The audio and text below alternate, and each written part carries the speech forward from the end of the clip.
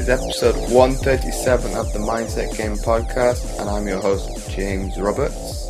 I'm a two-time Paralympian, online training and nutrition coach, and owner of James Robert Fitness. Why not check out some of my free content at fitamputee.co.uk/free-resources. Each week on the Mindset Game podcast, we bring you an inspirational athlete, message, or expert talking about human optimization to teach you how to change the perception of your mindset and become 1% better. Make sure to share this with your friends on your Instagram story, on Twitter, or on Facebook. They can find this episode on Apple Podcasts, Spotify, or anywhere that they listen to podcasts by searching for Mindset Game Podcast. And on today's show, I've got Phil White. He's an Emmy-nominated writer and the co-author of Waterman 2.0 with Dr Kelly Starrett and Game Changer with Fergus Connolly. He's also a frequent contributor to the Inertia and The Mag. And so I think for me, it's just, as you said, like you don't need to go to extremes to start to reap some benefits if you're willing to be patient. So really what this is doing is it's just extending that overnight fast. It's creating a little bit of an on-ramp and off-ramp to kind of amplify the benefits a little bit. And it's just saying, just do it once a week, you know, and maybe it's on a Friday night. So, you know, oh, okay, well, I'm not going to have to get up for work early and, you know, set fuel up for that or whatever. Just pick one that's easy for you. And even what you talked about, the benefits, so a real world benefit is my mother-in-law's blood sugar was pretty much in the diabetic range, type 2 diabetes, and the doctor was like, well, you need to take your insulin every day and, take your blood glucose level. And so she, at first, again, was really even more skeptical than I was that she could do it. You know, she's in her early 70s and she's pretty active. You know, she goes to yoga and walks a lot, but she was like, oh, I don't know if I can do this. And so my wife, Nicole, talked to her and was like, well, why don't you do it, you know, on this day where I think it'll be easier for you, the morning portion the next morning. Okay, I guess I'll try that. She literally just did it for 6 or 7 weeks and had her next checkup, and her blood sugar range is now back in the normal range. So it dropped from diabetic down through pre-diabetic and back down to normal because, as you said, she overcame I just took my blood sugar and it's only down 2 points. My doctor says I need to get it down 20 or 30. Okay, well, that was weeks 1 and 2. And then, no, Mom, you can stick with this. Come on, just keep going. You know, it's going to help in some way. And then just kept going. And eventually he does the full-on blood test that's obviously way more accurate than just a little finger prick test if you buy a kit from Boots or what have you. And that's what he found. So that admittedly is anecdotal. It's not a study. But when you combine the anecdotal and the real world, and as I said, as a 70-something-year-old person who's pretty active, but is by no means would consider themselves an athlete, you start to see this is only one of how many case studies that we have now, with obviously Frank's friend Jason with the cancer on the far end. Then, okay, well, if that applies to her and to him, well, maybe it can do something for me, even if I'm a stay-at-home mom or dad, or I'm, you know, I work in an office, or I'm a writer or a photographer. Like, you don't need to be an athlete because your physiology is more similar to a Premier League football player or to a weightlifter or to Usain Bolt than it is dissimilar. Take a screenshot and tag at Phil White Books and at James L. Roberts 11. Without further ado, let's get into today's show. So welcome onto the show, Phil. Oh, thanks for having me. Appreciate it. Oh, the pleasure is all mine. So before we delve into today's topic, Phil, can you give a brief overview of and kind of an introduction for the people that don't know about you and some of the books you have co-authored so far in your career? I should probably respond with the old Dr. Evil quote from Austin Powers. The details of my life are quite inconsequential. But I guess they are somewhat consequential as we're talking about one of my books today. So anyway, so I guess with regard to this current crop of books in kind of human performance, which is a ritzy name for health and wellness, fitness, I guess. Right out of college, I came over from the UK to a small college in Kansas City that no one listening would have heard of, and played basketball and our kind of footy, i.e. soccer, there. And which outraged my brother and my friends, as some of them had played, at the Southampton Academy and were pretty decent standard. And they said, "What? Someone's giving you money to play? That doesn't sound real. You're crap." And I said, "Yeah, I know, but I'll take it." So anyway, I went there. So I was an English major, an English major at an American university, and met my good lady wife at the end of my sophomore year. So that's code for my second year. And, actually, I guess that's when we got married. So we were, met the previous year, engaged after 4 months, married after another 4, which is a very un-English thing to do, isn't it? But a very Midwest thing, maybe.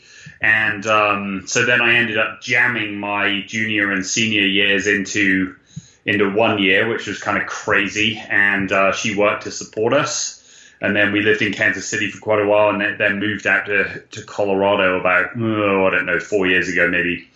So anyway, out of college, I went to write for a tech company in Kansas City. And then at the same time, I was doing some magazine work. So my good friend growing up, Luke Kreisel, was a magazine editor in New York. And so started doing some work for him. And then also, obviously, being a two-sport college athlete, always interested in health and fitness, and being a writer, I started writing for some sports magazines. So some of those were Sup the Mag, which is kind of like Surfer Magazine, but for stand-up paddleboarding, right when that was starting to take off, like 07, 08. And then also Canoe and Kayak, which is also in the same media group. And at that time, I came in contact with Dr. Kelly Starrett, who you may know from Mobility WOD. And this was back before the current kind of very high quality 4K videos that he has. It was more like the shaky Blair Witch Project flip phone camera in the parking lot at San Francisco CrossFit. And I interviewed him because I had buggered my back up deadlifting in the gym, and we had crappy health insurance, so I didn't want to go see a doctor. It felt like it was going to be expensive. And so I didn't really want to go the surgery route or the painkiller route. And so it was a question of finding a third way to fix myself. And just by watching his videos on Mobility WOD and on their YouTube channel, I've managed to do that. And so just emailed him and said, I fixed myself using your stuff. I think our readers at Sup the Mag would benefit similarly from some of your wisdom. Could we just do like a top 5 or top 7 mobility exercises for paddlers interview? So he was up for it, and we did that. And then we stayed in touch. And this was right kind of between the time that he released Becoming a Supple Leopard, which obviously in the CrossFit world was like the movement Bible for CrossFit athletes, and then went mainstream beyond that. And him and TJ Murphy were just starting to collaborate on the book that turned into Ready to Run. And so we came up with the idea together, well, why not do a kind of Ready to Run style movement guide for anyone who's into paddling, surfing, rowing, etc. And so took us like 6 or 7 years to finish this thing, and just got it out recently. But from there came all these other connections to his buddy Brian McKenzie, who people will know from the book Power Speed Endurance, and he was like the endurance guy for CrossFit for 10 or 12 years. And they actually used to live on the same street as each other in San Francisco. So that's how they got friendly. And then, same circle of friends, that kind of high performance coaching. And so Brian then introduced me to Andy Galpin, who is a muscle physiologist of all things at Cal State Fullerton. And so the three of us co-wrote the book Unplugged together last year, which is kind of about the limitations of fitness technology and some ways that we need to kind of return to ourselves and recalibrating kind of that internal mechanism that enables us to sense where we are in time and speed and calibrate ourselves and, just stop abdicating our decision making to Fitbits and Apple Watches and Garmin devices and Strava. And then also, out of these connections, I started writing for XPT, which is Kelly and Andy are both advisors for. So that's Laird Hamilton's company, xptlife.com, and then also TRX, which people probably know as the strap company, the suspension trainers. So all of these really came out of Kelly's contact list and just him saying, oh, my mate over at TRX, the performance director, needs some writing help. Told him you could help. And then obviously another one is Fergus Connolly, who you had on recently. So we co-authored Game Changer together, and then the forthcoming book, 59 Lessons. So kind of more in the team sports realm. And again, that connection came from a text from Kelly saying, hey, had lunch with my mates at the 49ers. One of them wants to write a book, told him you could help. And so this is how books come about in this world, I guess. And so, yeah. So I kind of combined the book writing stuff with blogging for partners like XPT and TRX and HANA, Momentous, and some of these other companies. So that was a very long-winded answer, wasn't it? Well, it gets to the point, doesn't it? But in terms of how did the one we're going to talk about in today's episode kind of transpire then with the 17-hour fast? And how did that kind of the connections relate to the other 3 or 4 books you mentioned? Yeah, certainly. So if anyone's read Unplugged, the book with Andy Galpin and Brian McKenzie, they may be familiar with a guy who we feature in there called Dr. Frank Merritt. So by day, he is an emergency room trauma physician in Florida who's board certified in internal medicine. So he knows a little bit about how the body works. And by night, he's kind of a self-trained exercise physiologist. And so in the writing of Unplugged, we interviewed him on various topics, but he called me one day and he said, you know that story I told you about of how I got into kind of all the exercise physiology stuff? And I said, yeah. And so he said, I want to write a book about that. And so really what had happened is his best friend had been diagnosed with the most aggressive form of brain cancer and given no more than 6 months to live. And they said, you know, the chemo, I know you and your wife are trying to have kids, but that, you know, really impacts fertility often. So we doubt that's going to happen. And so he went the traditional medicine route. And obviously Frank isn't going to bash that because he is in that world. He's a fully licensed MD. But him and some colleagues and friends at the hospital really came together to try to help their friend outlive this prognosis of 6 months. And Jason ended up living 7 years and the cancer was in remission, and then it did end up coming back and claiming him. But one of these protocols was fasting. And right before he passed away, he looked Frank in the eye and said, Frank, you've got to promise me that the fasting and the other elements of this protocol you came up with to, you know, keep me alive. And he was able to have 2 kids with his wife and, you know, practice law almost until the end, that doesn't end with me, that it just begins with me, and that you have to promise me now that you'll share this with the world so other people can benefit. And so Frank looked him back in the eye and said, yeah, I'll do that, Jason. I can do that for you. So really this book, The 17-Hour Fast, did come out of that connection with Brian McKenzie, but also at the root of it out of this promise that Frank made to his friend of wanting to help other people improve their health and fight disease. And it was kind of rooted in this tragic story of his friend and his brain cancer. Well, it's quite an inspirational story in terms of, okay, it has a tragic ending as to how it transpired to become a book. But like you mentioned, if it wasn't for that tragic event, does it get published? Mm-hmm. Yeah, exactly. And really just, I think that a lot of diet or fasting related books, the end goal for people is to sell a line of supplements. And not to bash anyone specifically or name names, but we know because we've read those books, right? And we're aware of those people. Whereas the end goal here is, as we talked about offline a little bit before the show started, just to try to create positive change and just maybe share an alternate approach to health and wellness that, you know, either a lot of people aren't doing, or maybe they're intimidated by, oh, well, you need to start with, you know, a 24-hour fast and then go to 36 and then go to 72, etc. Or they've tried intermittent fasting every day, and that has been too tough and doesn't fit with their lifestyle. So really what Frank came up with in his research was this minimum effective dose protocol where you just effectively eat dinner the night before and then don't eat till the following lunchtime. And you cut the portions roughly in half, kind of dial up the fats and proteins and reduce the carbs to kind of create an on-ramp and off-ramp effect that kind of gives you some of those physiological benefits of a longer fast.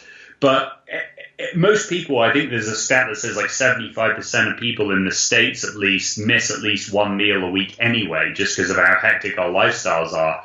So if you're doing that with a bit of intention, and then you're creating this kind of on-ramp and off-ramp that I mentioned, you can start to see some real physiological benefits in a way that's not going to disrupt your lifestyle and have to, you doing these really long extreme fasts, or indeed going the other way and doing daily intermittent fasting, even though obviously as you explore it, you can play around with the variables and start to do it more regularly if it works for you. But then what you'd have probably found from the research, and what probably most people do not take into account, if you are doing a fast anyway overnight, because you are asleep, we'll be generous, say between 6 to 9 hours depending on the person, so you are technically having an intermittent fast during the night. So to kind of maybe go a little bit further than that, and I think where most people are probably struggle with that is probably because not just the United States, but I think the Western diet is very carb dominant. So I think maybe because you're going from what in essence is one extreme to the other, I think where probably people fall victim of that is probably consistency. They're not willing to be patient. Is probably the greater sense to see. Well, let me stick it out for, I don't know, a couple days longer, and actually see something actually happening change wise. Whereas I think because we are those kind of beings now, where we rush. Okay, this isn't working, let me try something else. So that you don't stick it in for the long roads because you're not seeing it, the actual initial change happening in front of your eyes, which I think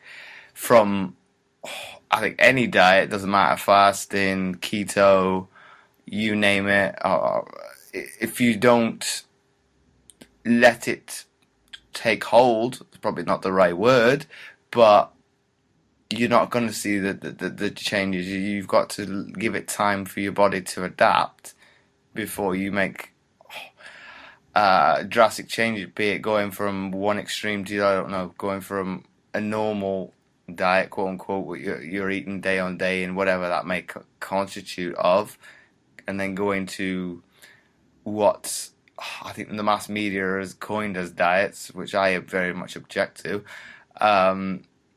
You're going to struggle, because if you don't allow your body to make those necessary changes and allow it to take hold, you're just jumping from ship to ship. So you're never gonna make or see that change, because you're not being consistent with it. Yeah, exactly. And kind of like training, right? Like if anyone goes in the gym as like a scrawny, 10 stone person and expects to look like George North, the Welsh rugby winner coming out that's like, 16, 17 stone, just a big beast, and they think that that's going to happen overnight, they're kidding themselves.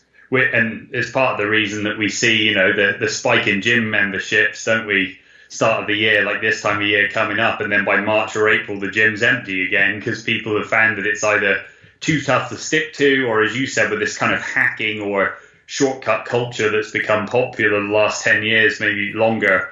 Everyone wants to be able to take a pill and feel better, or take the shortcut and just experience, dramatic immediate benefits. And if they don't, then, they hit a speed bump or they plateau, then like, oh, sod this, and that's not everybody, but certainly there's an adherence problem. And as you rightly said, I think a problem of just a lack of patience. But I also agree with you what you said about diets, because I think that we've become put far too much onus either on fads, like it's high carb one day, and then suddenly it's, or fat was the enemy back then. And then we realized, wait a second, all the sugar guys were paying people off to blame everything on fat, where in fact sugar was a lot of the problem. And then, now we need to eliminate absolutely all carbs, all sugar, go fully paleo, fully keto. And there are just these pendulum swings, aren't there, between these extremes. And it speaks to the kind of the zealot in all of us, probably. But then, as you rightly said, we try something for a while and it doesn't give us that, pack on 20 pounds of muscle, or that lose 30 pounds of body weight, or reduce our body fat percentage to whatever, or to look like so and so on Instagram, and so we ditch it and hop on the bandwagon that's riding through town next. But I think that's a bad kind of ideology for people to have. I think the social media one you say is a definite big one, and I'll hold my hand up and say I've got that problem from time to time, because you're comparing yourself to somebody else, where I think from a psychological standpoint is a terrible thing to do, because, and I think the analogy you use with Jaws North is a big one, because well, it's a possibility that that 10 stone person can get to that. Okay, there's got to be DNA markers and things of that nature for him to be of that what's that term, as in, if he's the right mesomorph frame to be able to pack on that kind of muscle, because if he's long and lean, the likelihood is going to take a lot longer than, say, what am I? I'm very much in the middle, so it's easy for me to kind of go whatever way I please. I can lose weight, and okay, I've never been a marathon runner of that kind, but I could, if I wanted to, kind of go from that extreme, or pack on a lot of muscle. To a certain extent, I'll get to, I think I'll plateau a certain range. I think it would be generally about 70 kilos, about 150 pounds, and then I can get heavier than that, but that's fat and that's not congruent of performance. But I think where people probably are misguided and look along the wrong lines is, be it looking in magazines, probably social media is probably the big one. Instagram is probably, we'll call it the devil's advocate with this one, because people are comparing themselves to, I'd say at times, unachievable goals, because, okay, you don't know what that person is taking. You don't know, be it, do they have a full-time nutritionist, full-time trainer,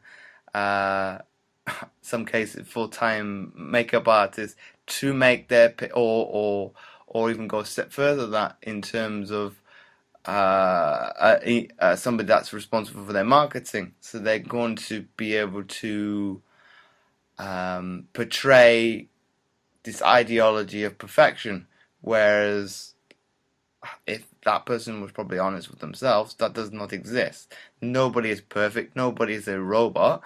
You're going to have your bad days. I think where I would very much say to my listeners, and I've talked about this on numerous occasions, that down, gosh, the year and a half this podcast has been going, I would say follow somebody that is open with showing the good and the bad, be it, okay, that is a real person, because everybody's going to have a bad day, be it, I don't know, training hasn't gone particularly well, you may have had the family crisis, you name it, a stressor that's affected your nutrition. Well, that's real. Whereas if I portray, and I'm guilty of it in the past, you're putting on, in essence, a facade. Okay, I want to show you this ideology of perfection, where everything is rosy. I don't struggle with adversity, you name it, or kind of, I'm this indestructible being, which athletes are perceived as, which I think is, we're kind of on this destructive path, because you're thinking, well, you're putting us on a pedestal. We are human beings. We do have emotions. We do have highs and lows. I think maybe where I was probably transposed and didn't want to kind of show that vulnerability side of me was kind of, I use this example of probably leaving it at the door. This is the front door. This is where you stop. I'm going to show the true me to, be it friends, families, peers that know me very well. You get to know the real James. And on the outside, be it Twitter, Instagram, this is how I want you to perceive me, being this athlete that has got all these accolades. Whereas I'm not probably doing justice to myself, because from one instance, you can't build that rapport with the general public because they can't maybe see the frailties. Well, okay, I can't relate to James the athlete because one, for starters, I don't want to get to that level of competition, and two, he can't understand or empathize with what I'm going through. I think with problems I've suffered with probably in the last 6 months, I definitely can now, and I'm very open with that. Okay, I've suffered with this, I've suffered with this, suffered with that. There's nothing wrong with it. You've got to overcome that. I think maybe with having the disability, I have done to a certain extent. I don't perceive it as adversity, but I think as my mum pointed out to me this evening, that's just me. I don't perceive it as a meteoric rise to power or this kind of obstacle to avoid, because I've had to live it. It was either you overcome it or it defeats you. But I think, to come back to my point, we need to be a little bit more empathetic with ourselves and look inwards, as opposed to being very much extrinsic and looking for motivation from others. It's like, well, if you can, and this is a post I seen on I can't think of what the very much going on Facebook, and I can't think of the I think it's Goldcast. It was about a post with, you can't truly love somebody else. I think it's more from a relation standpoint, but I think you can get the idea that you can't love somebody else until you love yourself. And I think that you can relate that to be relationships, being an athlete, big one probably with nutrition, and that love-hate relationship with food, until you actually come to terms with actually finding the real you and accepting it for good and bad. You can't accept, and it's no point settling for, you could say probably to a certain extent, mediocrity from somebody else, because you haven't come to terms with yourself. So I think it's very much, that's where I think it's got to start. It's got to be with internally, and then go from there. Yeah, very good points. Agree. But in terms of coming back to the nutrition one, I think it's a difficult one, and we touched upon the intermittent fasting. I think people struggle to get their mind round. You talked about the 17, the 24 hours, the 36, and beyond.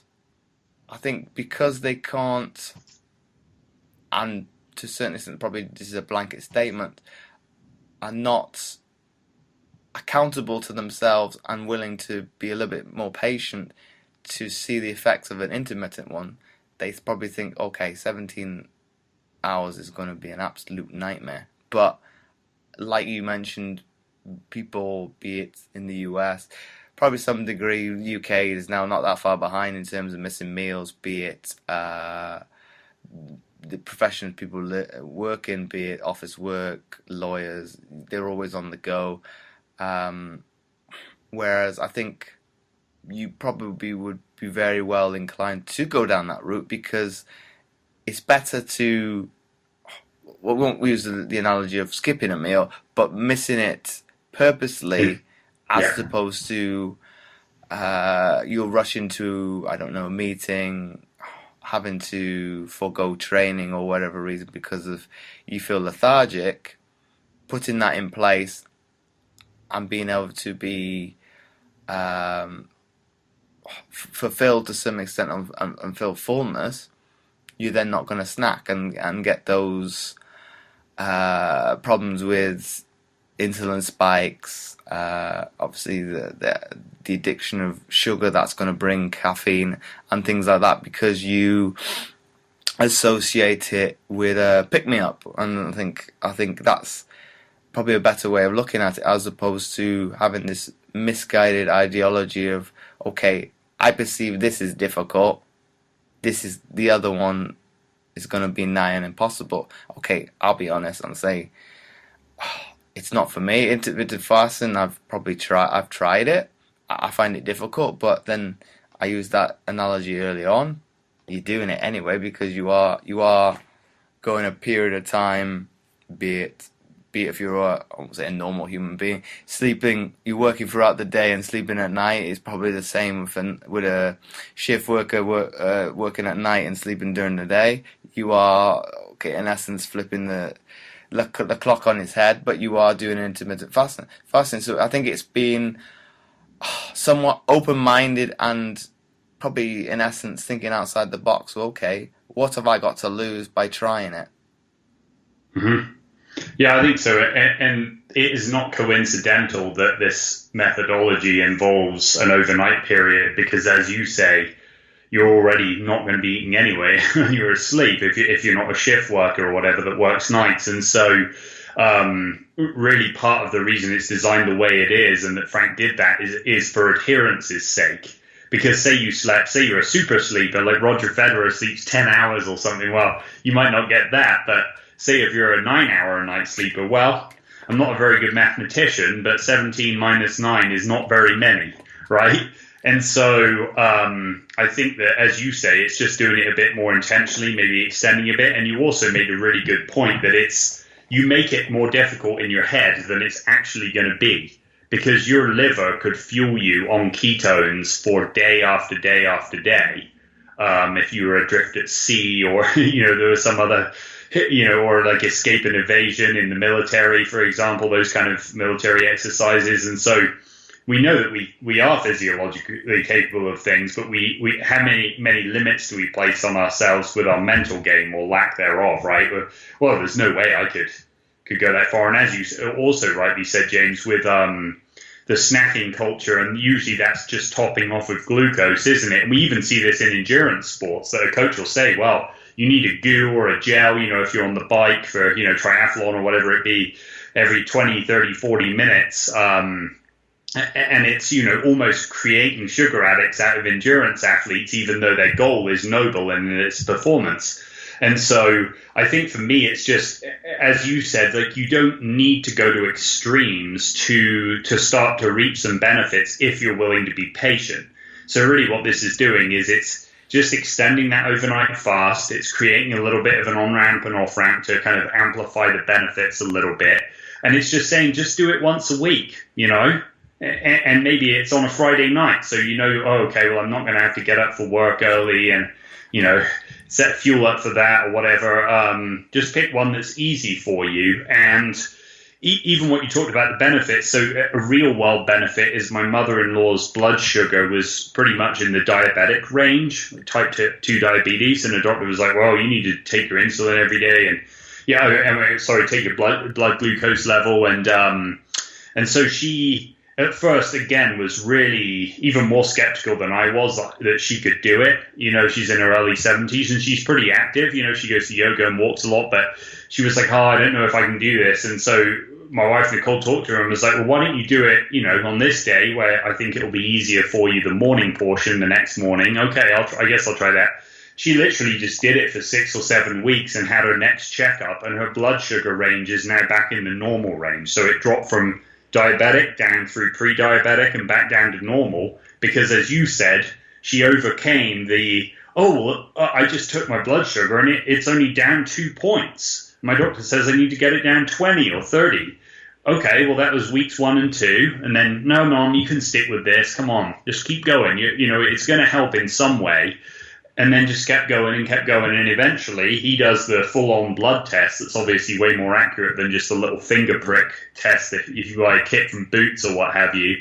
And that's what he found. So that admittedly is anecdotal. It's not a study. But when you combine the anecdotal and the real world, and as I said, as a 70-something-year-old person who's pretty active but is by no means would consider themselves an athlete, you start to see this is only one of how many case studies that we have now, with obviously Frank's friend Jason with the cancer on the far end. Then, okay, well, if that applies to her and to him, well, maybe it can do something for me, even if I'm a stay-at-home mom or dad, or I'm, I work in an office, or I'm a writer or a photographer. Like, you don't need to be an athlete because your physiology is more similar to a Premier League football player or to a weightlifter or to Usain Bolt than it is dissimilar. So as you mentioned earlier, while some of the genetic markers may not be there, some of the training and coaching exposure may not be there, and just the freaky genetics that some of those apex level Olympian performers like yourself have, there are still lines of best fit. And as my co-author Andy Galpin said, like, if you do some kind of strength training with an experienced coach, you are going to get at least a little bit more stronger and more powerful. You may not lift an Olympic medal, a gold medal after lifting an incredible amount of weight on that wooden platform in Tokyo, but you're going to get a bit stronger if you do some appropriately dosed endurance work with a coach. And as you said, to your point, you stick with it, your endurance is going to get a little bit better. And I think it's the same thing with fasting or with breath work or with mobility work.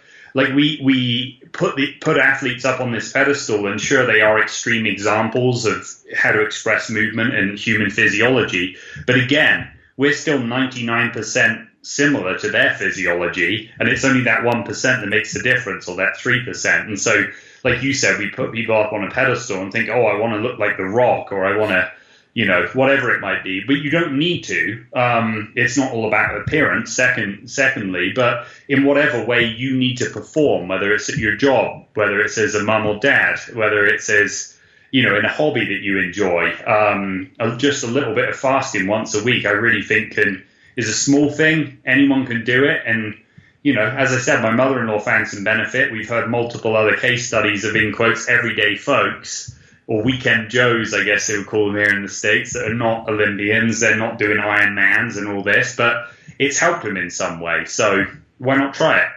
Well, I could probably go a step further. I had a guest on, it'd been, I'm going to go out on a limb now, say about 10 episodes ago.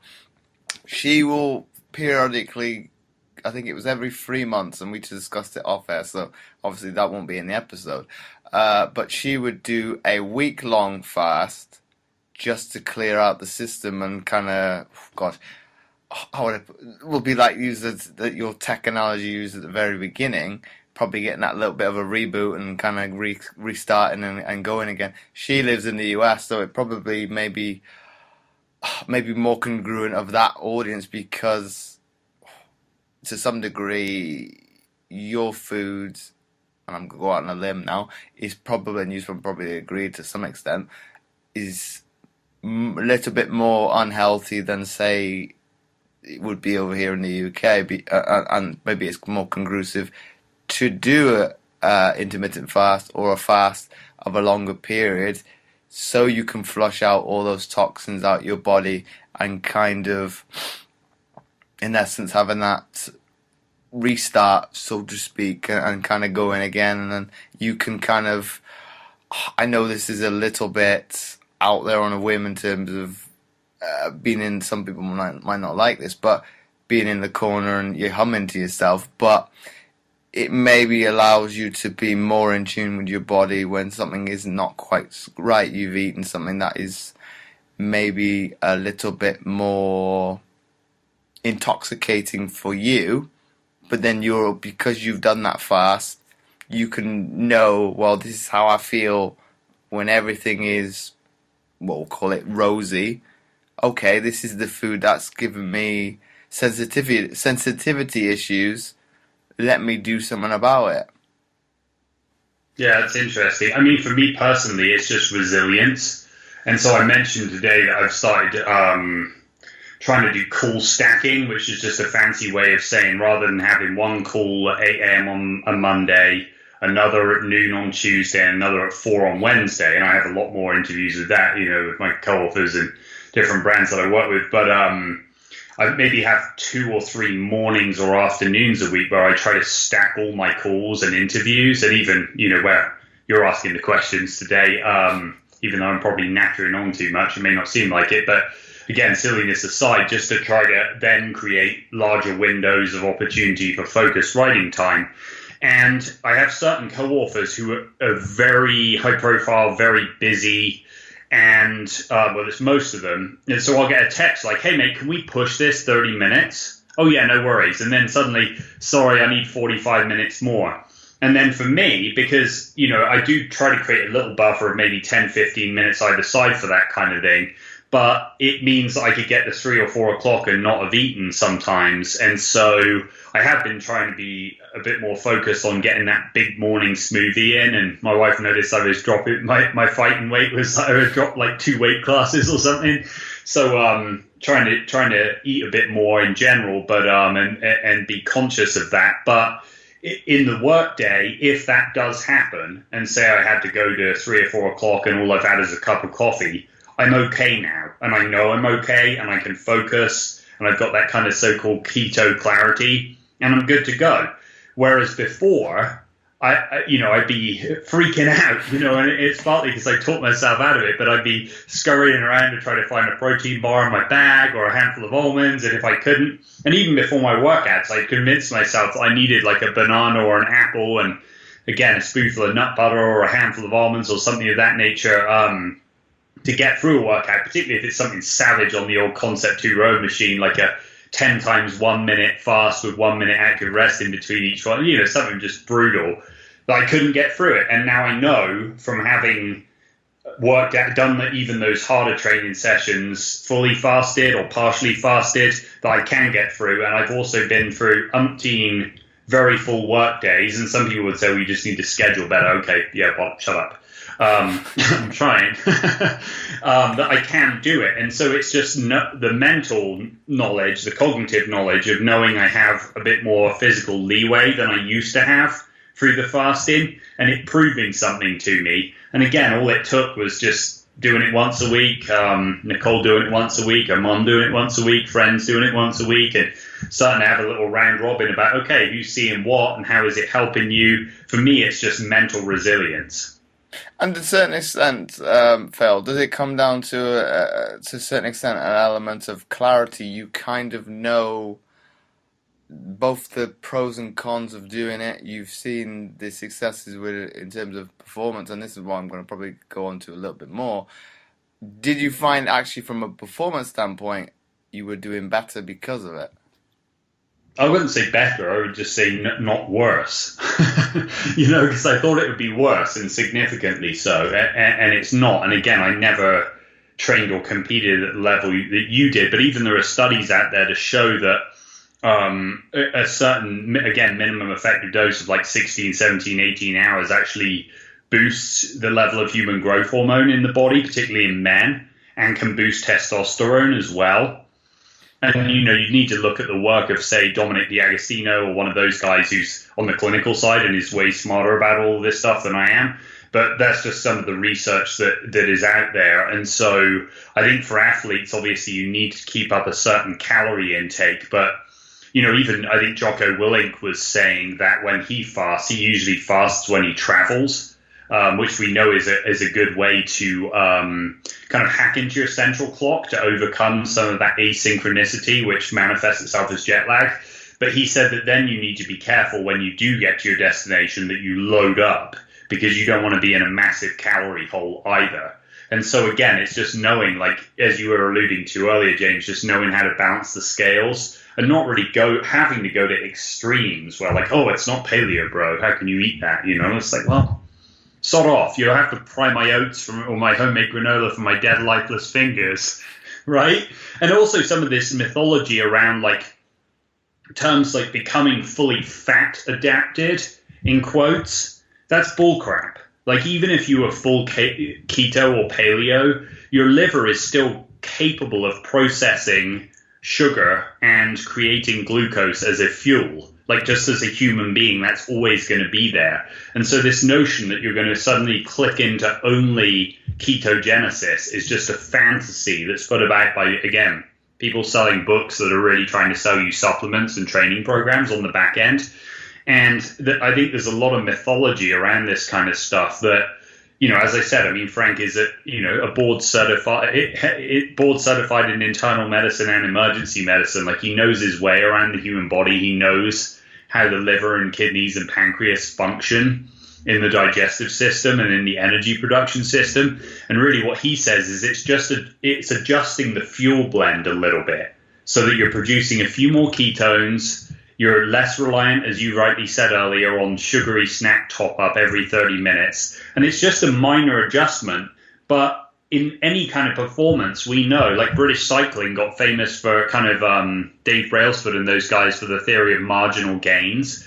And they know that even a little percentage change can mean a big difference in performance output. And again, you don't have to be an athlete. In your job, in your hobbies, in your family life, and how you're able to perform in any scenario, just being able to slightly adapt that and become a bit more resilient, change up that blend between glucose and ketones a little bit is going to be beneficial. And again, I'm just a middleman on all this, so look up a Dom D'Agostino, talk to Dr. Frank Merritt, talk to some of these experts that are out there on this stuff. But I think it does bear repeating that we're not saying you have to go to any extreme. It's just trying to put food back in its proper place rather than it being a false god as it is for many people, and it being something that we're not just super reliant on just this constant snacking and topping up. Well, it's coming back to, I think, the root essence of, I think lots of people will ask me down the years, well, what did you eat as an athlete? It's not changed from when I was a child. Okay, the portion size obviously has changed from when I was a child, but the notion of what I was instilled was a balanced diet. It was just the quantity of food obviously changed. Well, I wouldn't necessarily eat as much as that now because I don't need to, because I'm not expending my body to those rigors of training. Gosh, if we use rowing as the example, 30 hours a week, which is a full-time job, my body, at best, I'll be generous now, may get up to about maybe a push. I don't think I've reached it in a long time, maybe 10 hours a week. So it doesn't need the fuel constraints that it once did 10 years ago. And my body was probably very much very fine-tuned machine, and I was obviously in my 20s, so I was able to recover a lot faster and things of that nature. But the quantity has only changed. I think the basics were instilled, what would it have been, about 7 or 8? So it's, I know I need to eat fruit, I need to eat protein, some sort of carbohydrate, and I think of that generation, I think gone by, there was that craze with carbo loading, and that one's kind of gone full circle. That's what I know now as a professional, as opposed to when I was probably a young athlete, saying, well, that's total garbage. I've got no benefit of, and probably many athletes of my generation being in their 30s would have done it as well, be it eating a lot of rice, a lot of pasta Friday night before a competition Saturday or Sunday. And I've soon realised nowadays, well, that's total rubbish. It did from a performance standpoint, it did absolutely nothing. It was just that surplus in calories. It probably just made me a little bit more,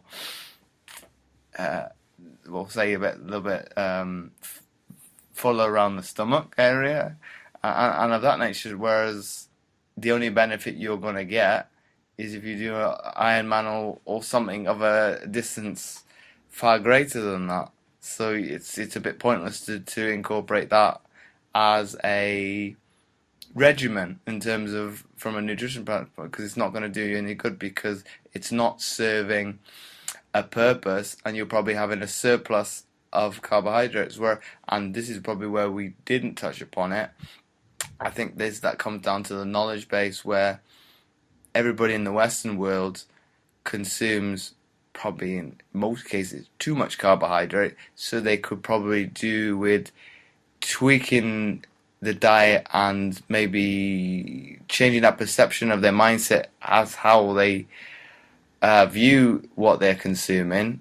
And obviously, like you mentioned, incorporating a little bit more fat and a little bit more protein in their diet, and are going to get substantial better results depending on the person and obviously what you implement from a training perspective, than say what you are doing at this present moment, having a big proportion of carbohydrates, where in most cases I think the general populace, and this is a blanket statement now, would probably be at 40% of their diet would come from carbohydrates. Well, At obviously least. you're and probably in some severe cases probably maybe 50% plus.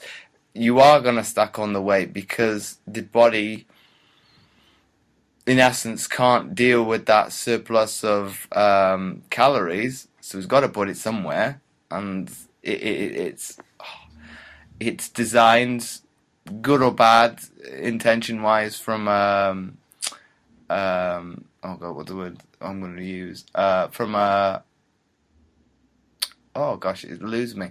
As in from a meteoric rise in terms from how we are conceived from being as cavemen. Well, your body is designed to think that it may need to store it for a rainy day. So I'm going to keep that fat because I might not eat again. Whereas the world that we live in now is probably, we use a little bit of a Star Trek analogy, probably light years long removed from prehistoric times. We can go to a supermarket 24 hours a day, so we can eat food pretty much whenever we want, wherever we like, and if you wanted to eat, you can do. So I think it's maybe where it's got to come down to things. You've got to change that perception of how you view food. Okay, you may have that opportunity to be able to eat like that, but the body's biological clock has not changed for millions of years, and until probably maybe for another couple hundred years, we aren't going to evolve again to be able to come to terms with what the body's having to face on a day-to-day basis with what we're facing on at this present moment. So until maybe science catches up with what is in essence our being, we've got to change the kind of the perception upstairs. Yeah. Yeah, and what you said is right, because what you're talking about is this kind of nexus of that hardwired scarcity mentality with an overabundance and availability of food. And you cannot expect an organism to exercise moderate behavior when it's hardwired for excess, and then you meet the excess with an oversupply. And so you're allowed to indulge it, which I had a similar conversation with a coach at Precision Nutrition, actually, about social media. Like, you cannot expect reasonable, moderate behavior when you have, these companies that are pulling psychiatrists and psychologists away from Stanford and Yale and Oxford and paying them umpteen hundreds of thousands a year to design systems that are inherently addictive and that tap into the fundamental mechanisms in our DNA and in our brains to be excessive, and then expect moderation. Like, hope is not a strategy. Like, we need to set up boundaries around these things. And I think it's no different with eating. Like, if you know you have a weakness for chocolate chip cookies and you want to lose a bit of weight, well, don't have chocolate chip cookies in the house. If you recognize that you suspect that you may have a social media addiction, well, use moment or freedom or rescue time to set some hard boundaries around that. Because often even intention, I've got a lot of willpower. Good luck, because a lot of people do. Maybe you have like a Navy SEAL or an SAS like iron will. Okay, well, great, but that isn't most people. And so therefore, what you need systems and structures and boundaries in place to for you to butt up against. And if you don't have that, then it's going to be difficult to make behavioral change and to create more positive habits and for those to stick. Well, I think you use a good term there, Phil, because I'll use the example of Facebook. Okay, it was a little bit later coming to the UK, and I was at university when it first appeared. What would it be? Back in 2007. You talk about that behaviour change. Well, it's changed my behaviour at university because of its existence. Because, okay, would have I been more productive from day to day in my studies if it wouldn't have been in existence? Okay, hypothetically, I don't know because we'll never know because we're going back 11 years. I don't know. Would I be? I would think probably not because being myself, I would probably have found another distractor to be in place of that. And I think you talk about that behavior. It's become from that very first day. It's like clockwork every day. Bang, you check social media. So I think for good and bad, there are benefits to it. But then you talk of that addiction. It just is another form of addiction, be it sugar, cigarettes, you name it. It's got to be overcome. So it's putting in a system in place where you were able to be held accountable, in essence, to say, well, okay, I don't know, I'm going to spend, well, at most half an hour on this application. That app's going to tell you, okay, you've reached your limit, James, for today. It's now time to kill it. I think it'll hold you accountable to say, okay, let me put in a perception where will maybe do it all in one go and get it out of the way and get it out of my system. Okay, that probably more difficult for some than others.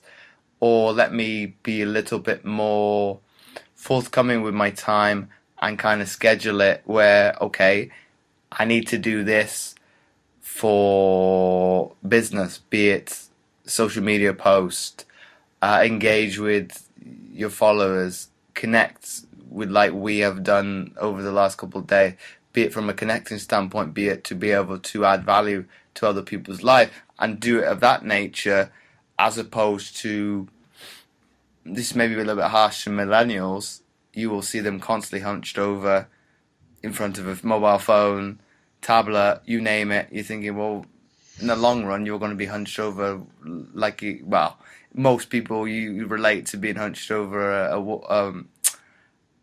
with a walking stick or a Zimmer frame of that nature would be the elderly population. Okay, that will come down to numerous other factors because social media for them didn't exist.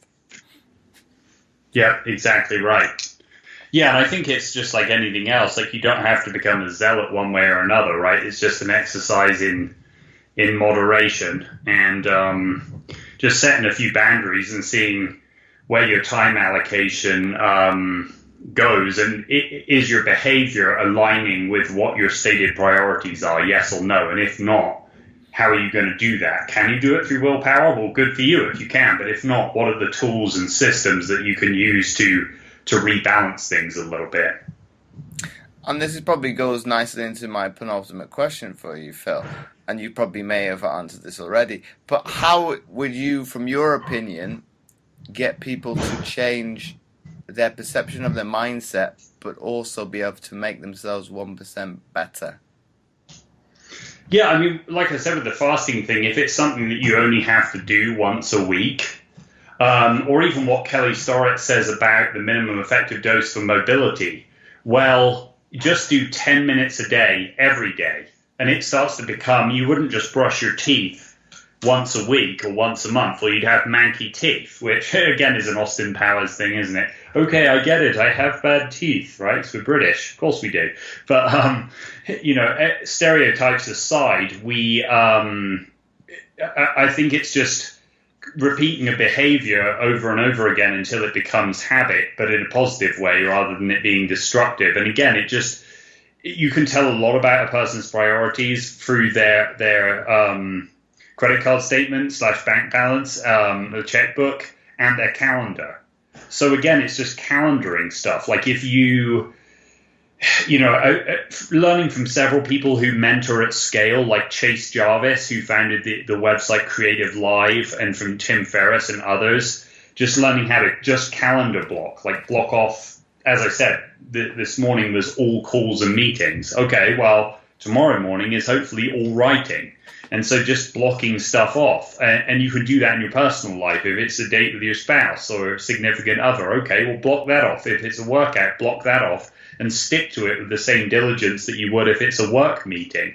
And so I think that certain habits, even like with mobility, say, or with this fast, just calendar it out and stick to it, the same as if your boss had said, I need this project by end of day Wednesday. And you thought, all right, to do that, I've got to work on it all day Monday and half of Tuesday. And you block that off. You get it done and you don't get fired. It's the same thing. So that's just a really basic system of calendaring is how someone can get 1%, 5%, 10% better very simply, just by better organizing their time and creating a structure where they can, it's visual, it's simple, and just sticking to it in their personal life as you would if it was work related. Well, I think that's I think it's become very much facilitated to be able to do that because you have a number of tools you mentioned to be able to do that. There's probably application-wise, there's 3 or 4 I can think of just off the top of my head in terms of to be able to block out that time. You don't actually have to go out your way and spend excess money because those applications are on most people's cellular devices, tablets, be it Android or Apple. It's there in front of you. You just got to be accountable to yourself, be it and predisposed to blocking at that time and put the importance, like we mentioned early on in the episode, on yourself.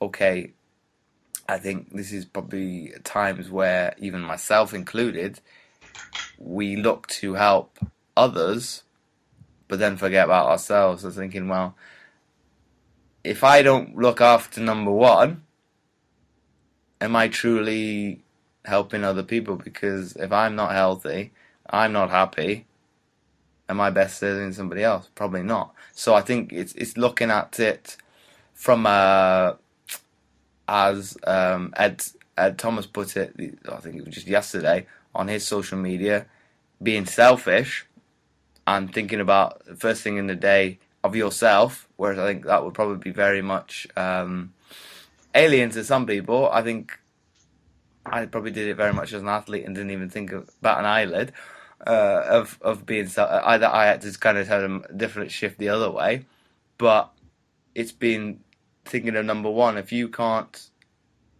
iron out your problems first, how can you truly help others? Okay, he talked about having student debt.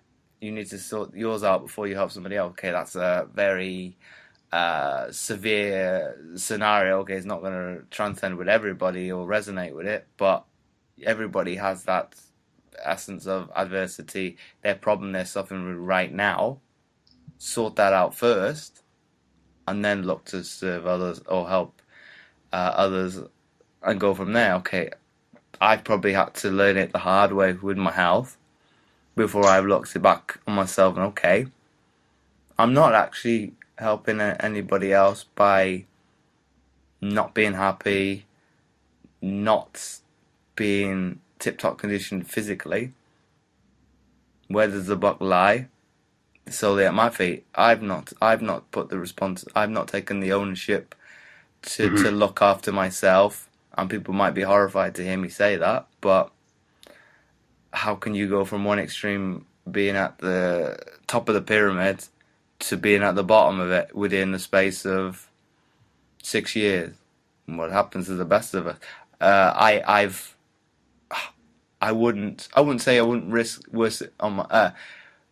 put it on my worst enemy for that to happen, but it's taken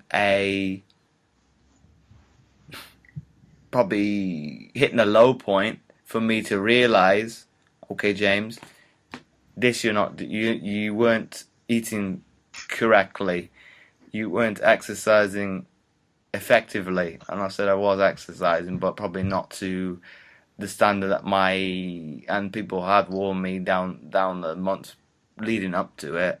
You're not exercising enough. You need to go either all in and jump in and kind of go back to what you were at the elite level. Okay, 30 hours a week, no thank you. Or be resigned to the fact that you are going to be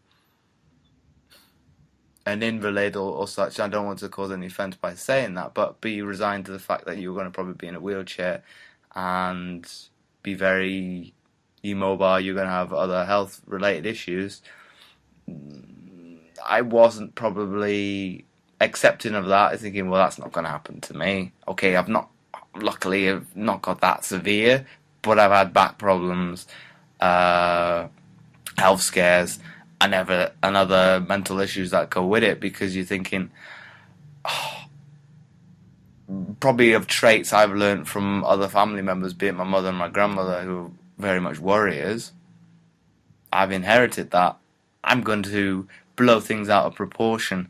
I don't know, my back, I was thinking, oh, do I have a slip disc? Do I have a bulge disc? You're thinking, okay, I still don't know at the moment, but I've been sent to orthopedics, and they've sent me on to, the spinal unit in Gabon, which you probably would have heard of, to go to the best of the best. Okay, I'm fortunate living in a country where that's a luxury. I've got free healthcare. I don't really have to worry about things like that. It's going to the best. But because I have those systematic underlying issues, I'm thinking the worst case scenario. So I'm just digging myself a bigger and bigger hole. I think, and then also probably from an athlete perspective, where everybody would probably agree with, we bottle up our feelings. We are supposed to be robots, because we are portrayed as that in social media. Maybe a little bit less so now, because in most cases, it is the athlete doing their actual social media. So you're portrayed as, well, indestructible. We don't get injured. Well, that's total rubbish. It's like, touch wood. I've never had any serious injuries, bar I had ACL damage, but I didn't tear off the bone or anything like that. I had rotator cuff. I tore a little bit, but it's not you hear horror stories of people ripping muscles off the bone. Okay, touch wood, that doesn't happen to me for the foreseeable future. Or I don't wish that on my worst enemy for that to happen. But in the grand scheme of things, I've been relatively healthy. So it's coming back to my point. You've got to look after number one first, and look to firefight with anybody else's problems secondly. Yeah. And I think it's, again, an extreme scenario, but when they're given a little safety talk that no one listens to because they've all got their Bose headphones on the plane, where they say, now, if we have a pressure problem, the mask is going to drop, and make sure if you have a child or someone else with you that needs help, you do your own first, because if you're unconscious, you're not going to be able to help them. It's basically the analogy, right? And I think that goes for so much in life, where if you're not capable, well, you're not going to be able to help your kid or your spouse or your friend or whatever else. And everyone has those issues. And to take care of them, or another one, our pastor said back in Kansas City, said something like, people always think about, like, how can I serve, like, within the church mentality? Well, and don't switch off, if you don't have these kind of beliefs, but just hear me out with this. He said, that people think you have to go and be a missionary in Africa or in Poland or somewhere. He was like, I think it's more courageous and can have more impact on your life that if you admit that you're struggling with anger and you need to go to counseling, or that your marriage is in trouble and that you need to go to counseling. And it's not to say that being a missionary in a far-flung part of the world is bad, but his point was, get your own house in order first, and then you'll be in a much stronger position should you then decide to do something big and dramatic like that. And so, as you and I talked about a little bit off air, like, how can you be a benefit to your community? How can you serve an unmet or undermet need? And how can you give? And Martin Luther King said this really well, that everyone can be great because everyone can serve. And it's like, wow, that's pretty hard hitting. And you don't need best-selling books. You don't need Oscar-winning screenplays. You don't need to be, a well-beaten athlete to do something that's meaningful for somebody else. So find a way to serve, find a way to give, and that is a different way to define greatness, even if it's just helping one person. And my final question to you, Phil, before we wrap up the episode, is if you had to summarize what we've been speaking about today into one sentence for people to take away, what would that be? I think just try some ways that look at your life and see how your habits and your behaviors are aligning or not aligning with the 2, 3, 4 things you say are most important in your life. And also ask someone else to speak truth into that. Someone that knows you really well, a best mate, again, a significant other, a brother, sister, whatever. And then try to get some systems or tools in place to help you recalibrate so that your priorities and your behaviors and habits are more closely aligned, with the goal of then being able to use your time and your resources to help others. So once again, Phil, thanks again for coming on the Mindset Game podcast. Oh, thank you so much, James. Real pleasure. The pleasure's been all mine. If you like this episode, please do share it with your friends, and do let Phil and I know what you thought of the episode by tagging us over on Instagram at PhilWhiteBooks and at JamesORoberts11, on Twitter and on Facebook. And again, do check out Phil's books, The 17-Hour Fast, Waterman 2.0, Game Changer, and Unplugged.